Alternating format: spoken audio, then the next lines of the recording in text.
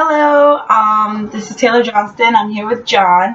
I'm here to interview him on communication anxiety and ask him a couple questions on it. So here we go. What do you think communication anxiety is? Communication anxiety. I guess that could be being nervous or having a fear of just communicating. So that could be anything from giving a speech in front of a bunch of people to as simple as just one-on-one communication. So I guess the definition could really depend on whether one's an introvert or an extrovert, really. So. Yeah, actually speaking of that, we did a personality test here in our shop just to kind of feel out everybody and see where everybody was. And we both were actually extroverts. And I do think that's one thing that helps with your communication. So, yeah, I totally agree. How well do you feel like you can communicate? I feel like it's pretty good. I think I was really in between an introvert and an extrovert, just kind of tipping to one side. But I feel like sometimes it's a balancing act. So like some days I'm good if I really know what I'm talking about. You know, there's instances where you have no idea what you're talking about and you still have to, whether it's talking one-on-one or in front of a group. So for the most part, I feel like I do pretty well though. Yeah, no, I definitely agree with you on that one because it's hard when you don't know what you're talking about and trying to pull information out. Have you ever been a nervous talker in front of a big audience or had a story that's ever happened? Yeah, I mean, I think probably everybody could be a little nervous. But for the most part, I feel like, I've had like my speech class too. So, my freshman year of college, getting up in front of people you don't know. And that was I was pretty nervous in front of that. But, once you get into it and everything, you study what you're talking about and all that. So usually I can tend to do all right, even though a little bit of nerves there, but it's not too bad. Yeah.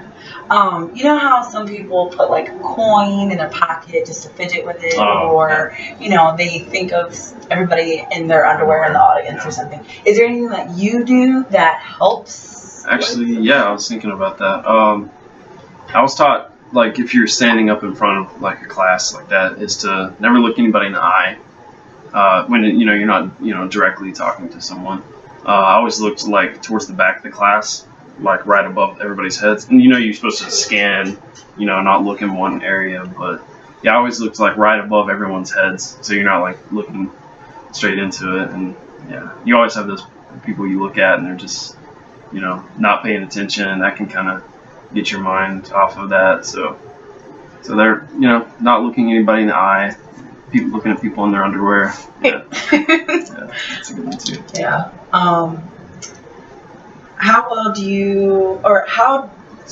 Why do you think people have communication anxiety? Why? I don't know. I guess if people aren't used to it and they're, like if they're introverted, so they're not used to talking in front of a lot of people.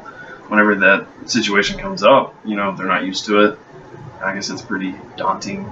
So, how do you think communication anxiety can affect a relationship? Okay, so the other way, I struggle with it sometimes because I am a little more extroverted. So when it's one-on-one, sometimes I don't really know always what to talk about. When it's just you're trying with just one other person, So you find it harder to communicate with one-on-one than in big crowds? I feel like I would do better talking in a big crowd rather than one-on-one. Is it more because people can chime in on what you're talking about instead of just having one person relay, or do you find it just easier because it's not like you're directing it at one person? Probably that, not directing it at one person, and it's more that you aren't expecting feedback, maybe, whereas one-on-one, it's going to be constant back and forth. Sometimes it's harder to kind of come up with different ideas, maybe. Yeah. Have you ever encountered somebody with communication anxiety? Going back to my freshman year in my speech class, yeah, this girl was like really nervous and she just passed out like right in the middle of the speech, just fell over. Oh my So, goodness. yeah, that was yeah. That's She was insane. definitely suffering from some communication anxiety. Yeah, that is. I've never seen somebody do that. Yeah. Oh my goodness. Yeah, I guess to me it's like communication anxiety is an overwhelming feeling, but to pass out from it, Oh, I it's think that's a straight little up. much. Yeah.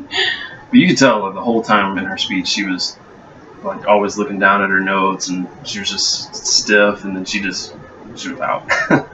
Oh Yeah. my goodness. Yeah. So what about like communicating with like your mom or your dad or somebody that you know you've grown up with?